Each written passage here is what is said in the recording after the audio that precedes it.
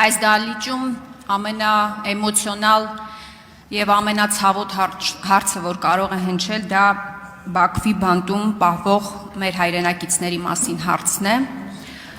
Արդեն իսկ հայտնի ճշմարտություն է, որ նրանց խոշտանգում են, այդ տեղեկությունը նաև հաստատեց Նիկոլ Փաշինյանը,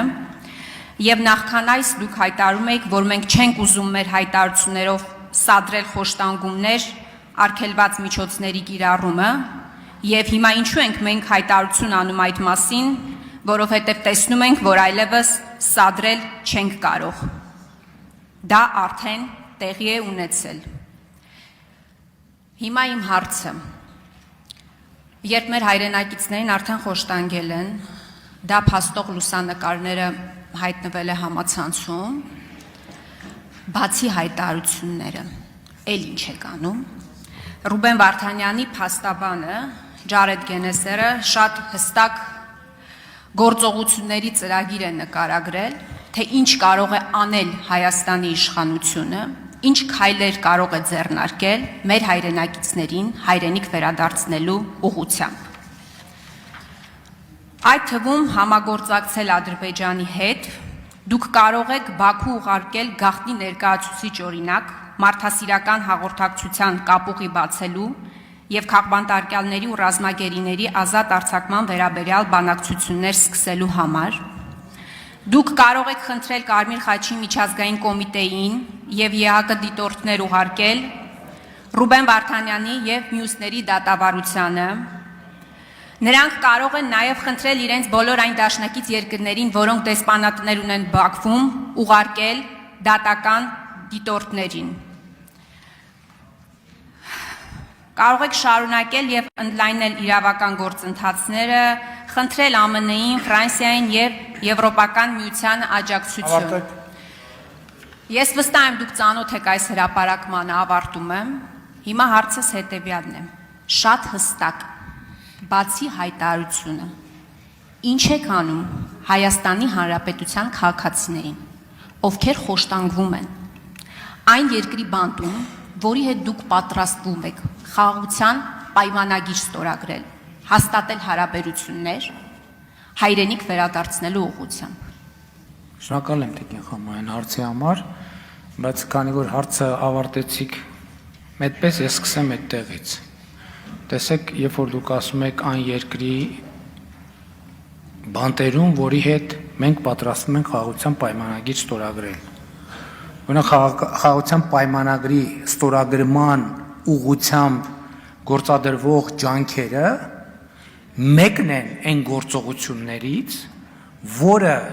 հայտարարություններից անդին կարող է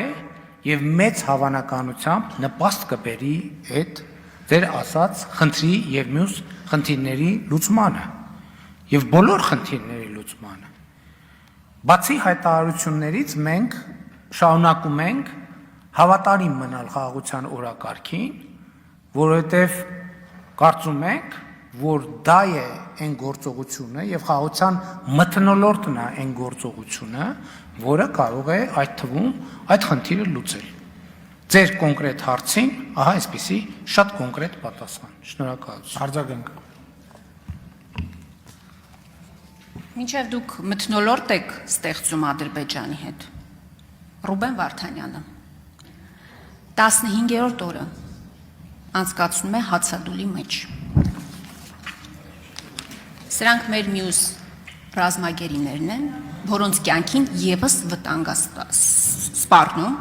մինչև դուք մթնոլորտ եք ստեղծում Ադրբեջանի հետ։ Իմ հարցերը շատ հստակ էին, էմոցիաներից զատ։ Բացի հայտարարությունները, դուք էլ ինչ եք անում, էլ ինչ քայլեր եք ձեռնարկում, ինչ կառույցի եք դիմել, ինչ միջազգային գործընկերոջ եք դիմել, վերջերս բազմաթիվ հանդիպումներ եք ունեցել, որ մի գործընկերոջն եք այս հարցով դիմել, որևէ միջազգային կառույցի ներկայացուցիչ ձեզ հաջողվել է ուղարկել Բաքվի բանտ տեսնելու համար,